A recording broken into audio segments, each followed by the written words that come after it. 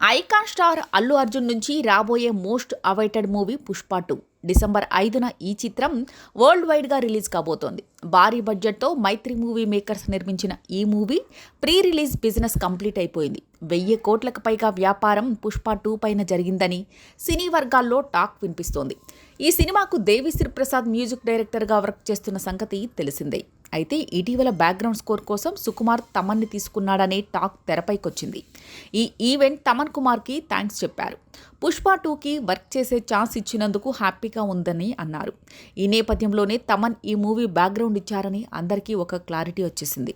ఇదిలా ఉంటే తాజాగా మ్యూజిక్ డైరెక్టర్ తమన్ ఓ ఇంటర్వ్యూలో పుష్ప 2 వర్క్ గురించి క్లారిటీ ఇచ్చారు. ఈ మూవీ పైన ఎవ్వరు ఎన్ని అంచనాలు పెట్టుకున్నా వాటిని దాటే ఉంటుందని చెప్పారు.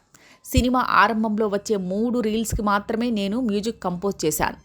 నవంబర్ 5న దీనికోసం మ్యూజిక్ వర్క్ స్టార్ట్ చేస్తాను. నవంబర్ 20తో ఫినిష్ అయిపోతుంది. నేను అంతవరకు మాత్రమే ఈ చిత్రానికి వర్క్ చేస్తున్నాను. ఇది హెల్తీ వర్క్ స్టైల్ కాదనే విషయం నాకు తెలుసు. గతంలో ఈ విషయంపై నేనే మాట్లాడాను. ఒక సినిమా కోసం ఎక్కువ మంది మ్యూజిక్ డైరెక్టర్స్ పనిచేయడం కరెక్ట్ కాదని అన్నాను. అయితే కేవలం అల్లు అర్జున్ చెప్పడంతోనే ఈ సినిమా కోసం పనిచేశాను. బన్నీతో సరైనోడు, రేసుగుర్రం, అలా వైకుంఠపురంలో సినిమాలకి నేను మ్యూజిక్ అందించాను. ఈ 3 చిత్రాలు మ్యూజికల్గా పెద్ద హిట్ అయ్యాయి. మా ఇద్దరి మధ్య ఒక బంధం ఉంది. ఆ ఉద్దేశంతోనే పుష్ప 2 కోసం బన్నీ పిలిచి ఉంటారు. నేను రిజెక్ట్ చేయలేను. కాకపోతే ఈ సినిమా కోసం వర్క్ చేసిన మ్యూజిక్ డైరెక్టర్స్ అందరూ వాట్సాప్ గ్రూప్లో కోఆర్డినేట్ అవుతూ పనిచేశాం. ఫైనల్గా చెప్పేది ఒకటే, మేమంతా సినిమా బిడ్డలమే.